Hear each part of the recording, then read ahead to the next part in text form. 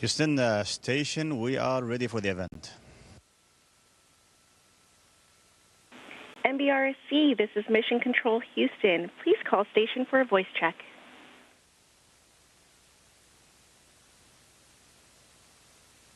MBRC, how did you hear me?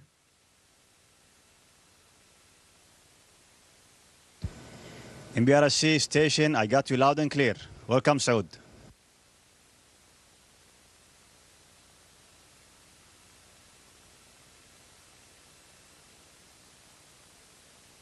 Sultan, we are here today in our dear partnered country, in the Republic of Mauritius, with the attendance of the acting president, Mr. Edi Bouassouizon.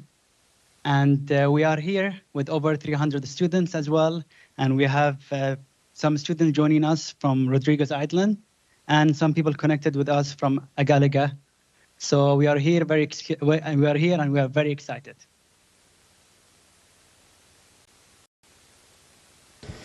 Thank you, Saud. I'm really excited as well. It's a great opportunity to talk to you people in Mauritius. It's a great country, and hopefully I'll get to visit the country when I come back. And I'm really happy to talk to you today and answer all the questions that we have. And let's start with this.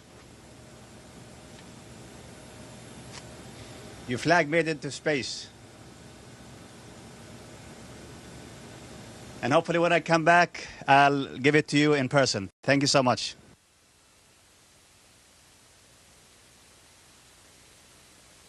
Hello, Dr. Sultan. I'm Edi Bouassouizon, acting president of the Republic of Mauritius. It is an honor to speak to you live from Mauritius. This is a major step forward in our collaboration between Mauritius and MBRSC, further to develop our Mauritian Space Initiative. I'm curious to know more about your recent spacewalk experience.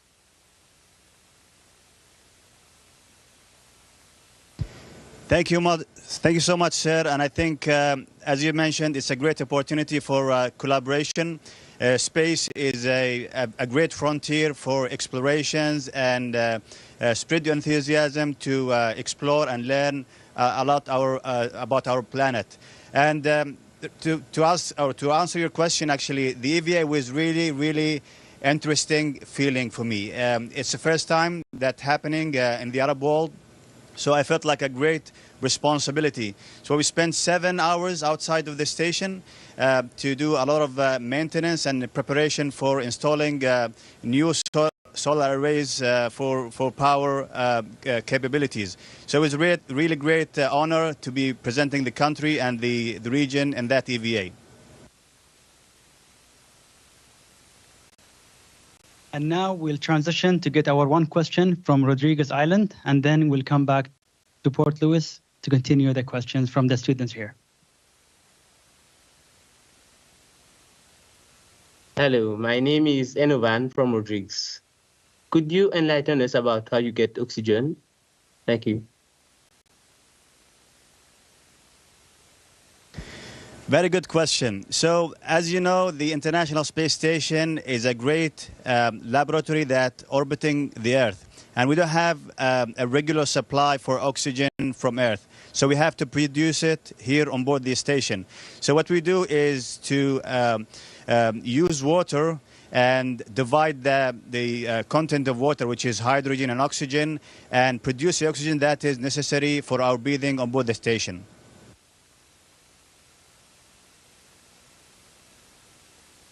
Hello, sir. I'm Ramesh. I would like to know if your senses are affected when you return to Earth. Thank you. Very good question. Of course. So on board the International Space Station, we don't have any sensation for directions because our vestibular system is disconnected, literally. So to you, you might see me inverted, but honestly, what I feel now that I'm looking just like a normal orientation for me. So it depends what you tell your brain and what you decide with your eyes, what are the directions. So When we come back, we need to adapt again to gravity because our vestibular systems start to work again. So it takes up to 2 weeks to be back to normal 100%. Hi, I'm Priyanka. I would like to know what kind of food and drinks do you consume? Thank you. Thank you for the question. So we have a large variety of food.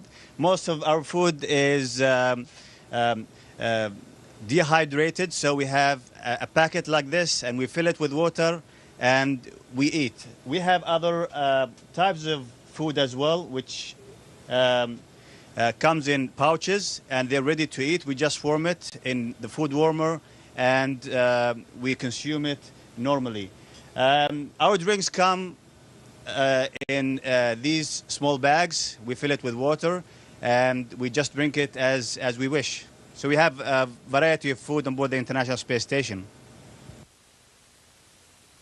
Hello, I'm Tikshta. I would like to know how do you sleep? Thank you.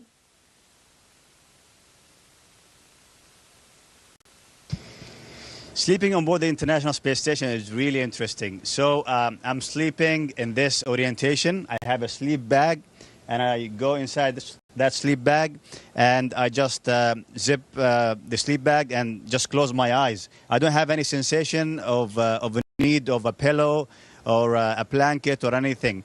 So that is my orientation. Other crew members sleep on the ceiling, so their orientation could be something like this.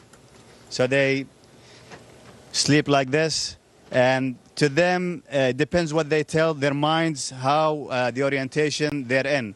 So again, we don't have any sensation for orientation here on board the International Space Station, and we sleep normally. Hello, sir. I'm Kaveri. I would like to know what is your daily routine on the ISS? Thank you. Thank you for the question. So we have almost 12 hours daily of work, exercise, and doing science. So we wake up at 6:30. We do the hygiene, and then we have our breakfast. And then at 7:30, we start with a morning brief for the daily activity. And then we continue work up to 7:30 in the evening, where we finish with another debrief of the activities of the day. And this goes for 5 days, 5 working days. And in the end of the weekend, obviously, we have a time to rest as a crew. Hi, sir. I'm Demishta. I would like to know how is the ISS protected from space debris? Thank you. Very good question. So the ISS orbiting Earth at an altitude of 400 kilometers. And during this motion, it is susceptible to some sort of debris or floating items. So luckily, we can monitor the larger items or larger objects, and we can maneuver and avoid these big piece of junks or debris. But unfortunately, some micro meteorite can hit the station, and that is difficult to avoid, but still we are protected with a very hard body of the station. Yet, in case of an emergency, we are ready to react to any emergency regarding a depress of the environment inside the station. Hi, I'm Mihal. I would like to know how do you keep the notion of time in space? Thank you. Excellent question. So do you know that we have 16 sunrises and 16 sunsets every day? It was really hard for me to comprehend this environment. So when we arrived, I kept seeing sunrise and sunset every 45 minutes. So it was really difficult for me. But what we use is actually GMT time, and that is our reference for daily activities. When we wake up, we do activities, and we go to bed based on GMT time, Greenwich Mean Time. Hello, I'm Mitisha, and my question for you, sir, is how do you keep yourself upright during a spacewalk? Thank you.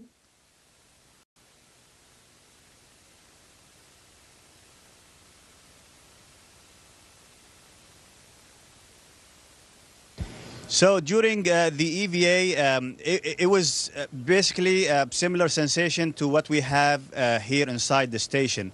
So any orientation that you tell yourself, you'll be in that orientation. But just like what we have in the station, we have some marking for handrails, for racks, and for indications on the walls. So we have deck, for example, here. We have forward, because this is the forward direction of the station. We have aft, and we have overhead. Same thing outside of the station. We have handrails that can tell us whether we are going port or starboard or zenith or nadir. So it is sometimes hard to navigate, but with the help of the ground and looking at these mile markers, we can accomplish the job with no problems. Hello, I'm Shannon. My question to you is, what inspired you to become an astronaut? Thank you. Thanks, Shannon. I think the biggest motivator for me is the sense, or loving the sense of exploration. And I wanted to be a pilot when I was young. And obviously, when I was a little kid, I was watching a lot of space-themed cartoons. So that was the ignition of that dream. And when I grew up, I just kept reading, kept indulging myself with all sorts of information about space. So that dream continued with me until I got the opportunity to be selected as an astronaut. Hello, I am Hassan, and I would like to know main challenges that you faced in space. Thank you.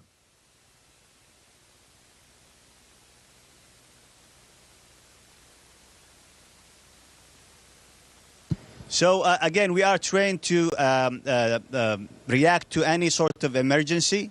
On board the International Space Station, we are living in a closed environment. You see all the wires here, but we are capable of reacting to a fire, for example. And coming back to space debris, if this hits the station, it can cause a leak in the closed volume of the space station. So we are also trained to react to that emergency as well. So we spend a lot of time training with these emergencies as a crew to have the accurate response for any emergency. Hi, I'm Zafira. I would like to know, what do you do in case of emergency? Thank you.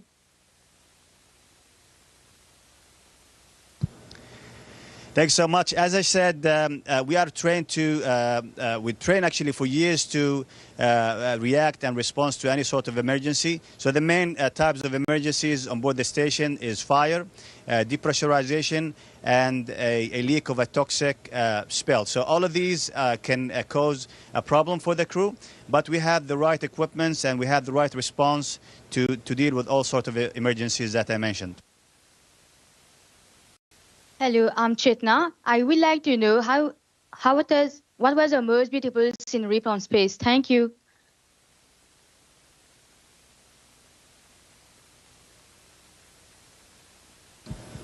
Thank you so much for the question. So probably the first sensation when I arrived here, as I mentioned, is the feel of time. Without a reference, it is difficult to understand whether it's morning or day, because you have 24 hours, which is what we used to on Earth, but we have 16 sunrises and 16 sunsets. So that was the mental challenge that I had when I got on board the International Space Station. But again, we synced our time to GMT time, and I think it went normally after that. Hello, sir. I'm Kavish. I would like to know, how do you keep yourself mentally and physically fit on ISS? Thank you.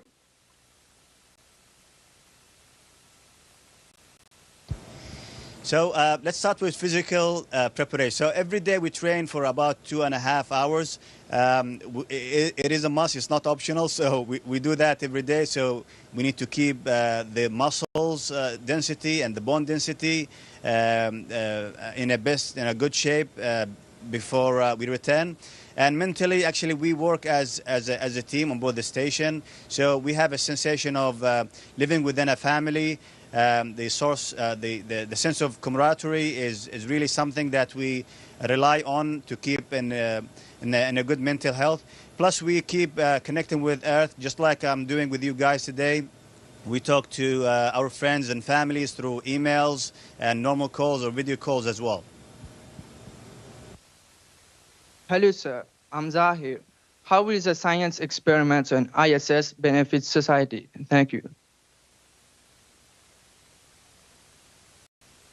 Thanks so much. So here on board the station, we do a lot of science. We do a lot of experiment that can help humanity on Earth. So for the last 2 months, I've been working on a lot of experiments, and I recall working on heart tissues. So scientists on the ground, they use us as astronauts, and we are their eyes, their ears, and hands to perform these experiments. So I saw some heart tissues beating in space, and it was incredible. So these tissues are receiving medication on board the station, and this can help us develop some medication for heart diseases on Earth. We have some other experiments that I worked on is the biofabrication. We actually can print biotissues that can help us in the future 3D print organs and donate them to people in need. Hi, my name is Gregory. I would like to know how close to reality is a simulated training program for astronauts. Thank you. Thank you for the question. So we have a large building in Houston. It has a mock-up of the International Space Station. So we spend days and weeks to train ourselves on these mock-ups, to perform daily routines and conduct some sort of science. And for the EVA training, for example, we have a large pool. It's called the NBL, the Natural Neutral Buoyancy Lab. We go there, we spend 7 hours, just exactly what we did last EVA. So we train how to translate and how to perform maintenance in the EVA operations. So we have a very realistic mock-ups and training facilities on the ground.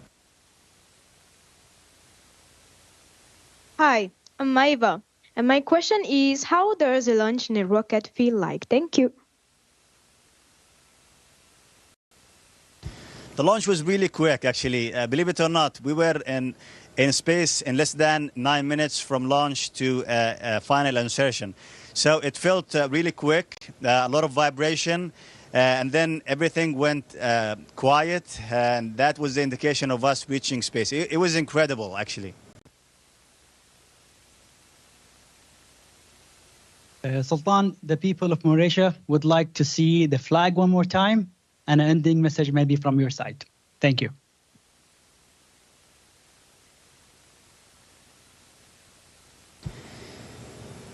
Thank you again for this opportunity. This is the flag of Mauritius, making it all the way to space. And I was really happy talking to you today, and hopefully we'll have more opportunities to talk in the future.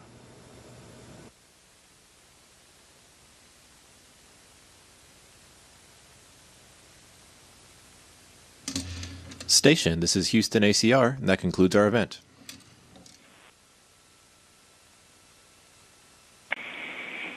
Thank you to all the participants from UAE and Mauritius Station. We are now resuming operational audio communications.